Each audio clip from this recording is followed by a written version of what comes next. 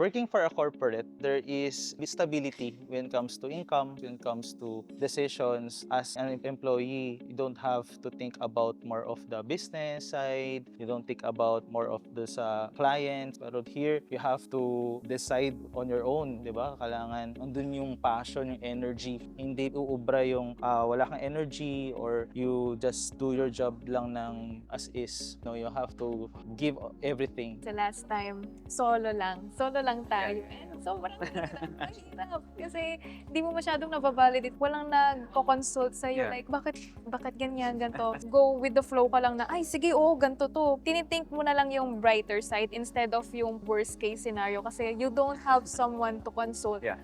Parang may mentor ka. May serial mentor. Tsaka nag-i-listen up yung, Oo. yes, nag-i-listen up yung workflow. Nababalidate mo talaga kasi meron kang kasama. Yeah. When I was introducing myself, like dun sa acquaintance stage pa lang, na kaya ako sumali dito because I wanted fresh new perspective. And I definitely got one kasi when I aligned this with my course na engineering, we were all always taught to like solve problems, but we were not taught to question them. So it's definitely a new take na we explore more on why there is a problem, para kanino yung problem na yun, and why does it last. Hindi po kami nag-expect na magkaganto kami. We did it for for fun. Opo. So, yung yung experience po namin is first day po, na-shock po kami kasi po sobrang fast-paced po ng, like, we have minutes for phase 1 and then Phase 2. phase 1 and then sa phase 2, Ano lang rin. hours lang din 2 hours. Para So, drill down. we kinda just have fun na lang din sa experience. It's very much more organized. Like, it's actually leading us to have a very distinct way of thinking. Very like educational for us as well to how we should approach problems. A collection of like founders and thinkers is one of like the few places that I really gravitate towards too. Parang Actually, nahila lang ako dito. ay. I mean yeah, it's one way to like really be more informed with how the Philippine market is right now. So like it's really fun to meet very bright-minded people.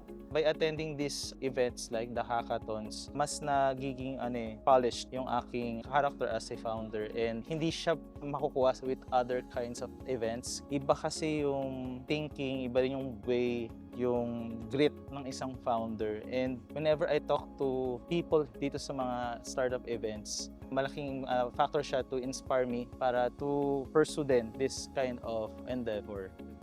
Yung judges were too good.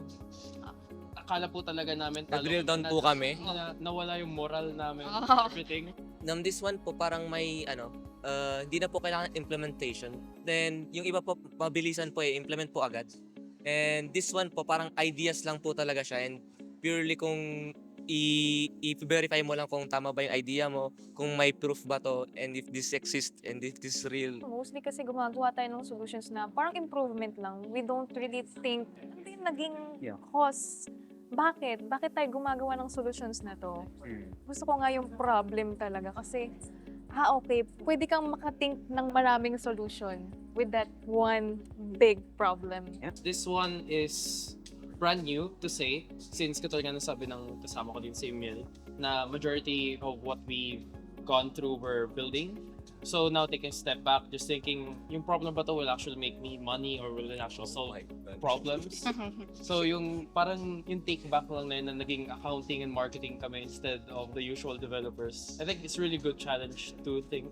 It definitely helps build like a future founder or innovator or any other role na nandiyan sa hackathon. Yeah, overall, really fun katulad ng other hackathons and extremely challenging. Napansin ko with seasoned founders, nakita ko yung passion nila and nakita ko rin yung kanilang drive. Isa yun sa factor kaya nakakatagal sila. And yun yung gusto ko rin ma-acquire. Kaya by networking with them, nakakakuha din ako ng experiences or energy.